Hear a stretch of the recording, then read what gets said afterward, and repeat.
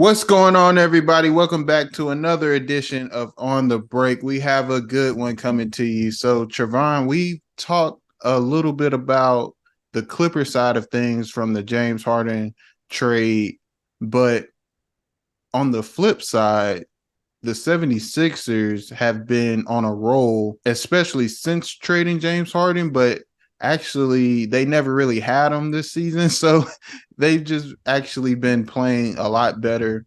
So what are your thoughts on the 76ers, especially now that they have moved on from James Harden?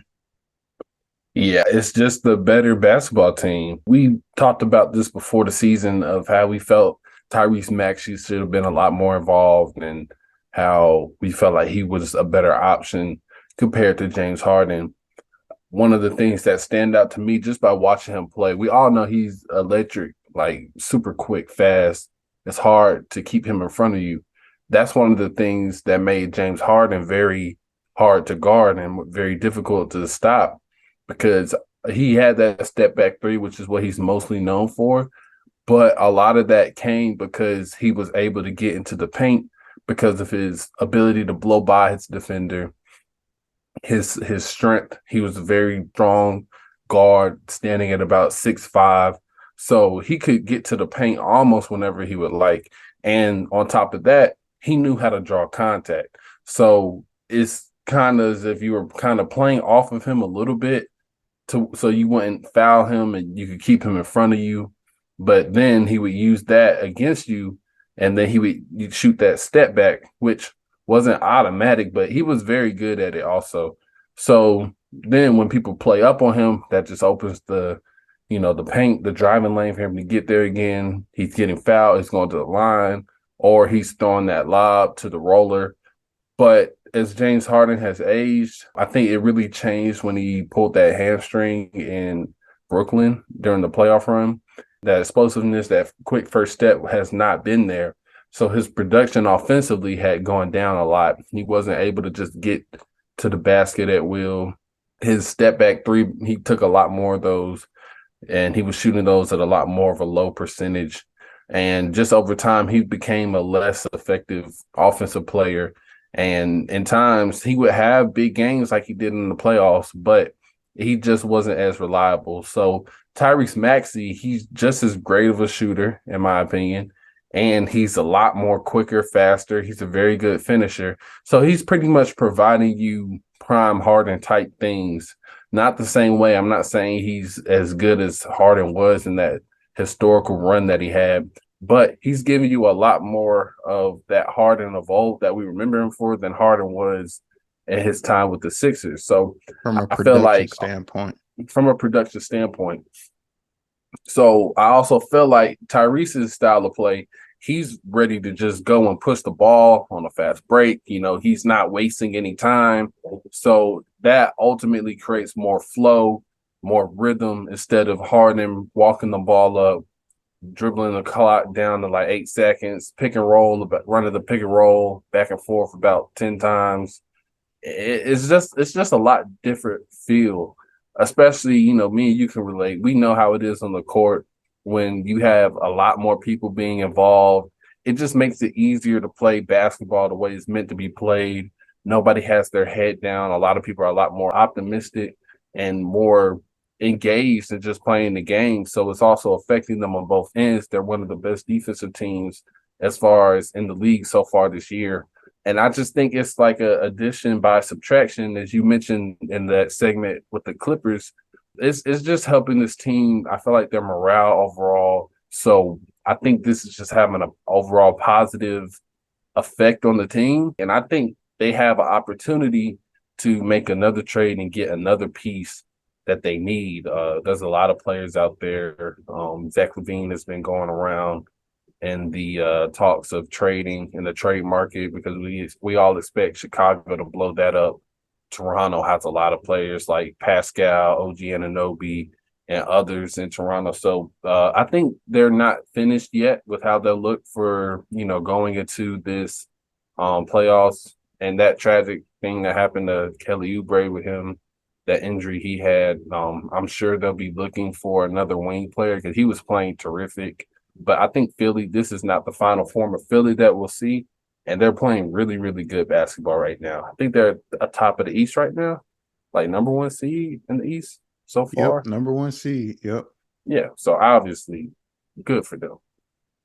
Yeah, yeah, and definitely prayers up for Kelly Oubre, and praying for a speedy recovery. So just want to touch on that real quick. But yeah, so as of right now, you can make a case that they are playing like the best team in the East so far from a record standpoint. They are first, but yeah, like you said, it's addition by subtraction, and I just like the play style a lot better now versus before the James Harden trade. I think They're easily with one of the worst Tyrese. teams to watch play basketball. Like, but least Exactly, fun, exactly, least fun. exactly. Yeah, Joel Embiid is still top two in scoring. I think he's either one or two right now. He's like at 32 points a game. Tyrese Maxey is averaging like 26 a game with 7, 8, or 8 assists, something like that. So it's a much better offensive flow, in my opinion. I think it's a much better fit for the whole team, for the team as a whole, not just probably like the potential of the two superstars or the two main guys on the floor, but I think Tyrese Maxey has done a great job, especially from the perimeter, being that perimeter player that can create, and not only create his own shot, but create opportunities for others, whether it's him getting the assist or just breaking down the defense, getting into the paint and forcing the defense to rotate, which he can kick out and they can get rotate the ball and get a good shot off of that. So I think that dynamic is a lot better than what they had when James was there. And not trying to knock James, not trying to downplay him, but I do think that this team is better after that trade with what they have. And it sucks that they are gonna have to play without Kelly Oubre for I don't even know how long it'll be, but I believe it's going to be an extensive amount of time, because he was playing very well. He had a great first game, and he's been playing well throughout these first few games of their season. But I think that this team just plays a lot better as a unit together behind Joel Embiid and Tyrese Maxey leading that charge on offense. And then you mentioned defensively, they are one of the top defensive teams in the league at the moment.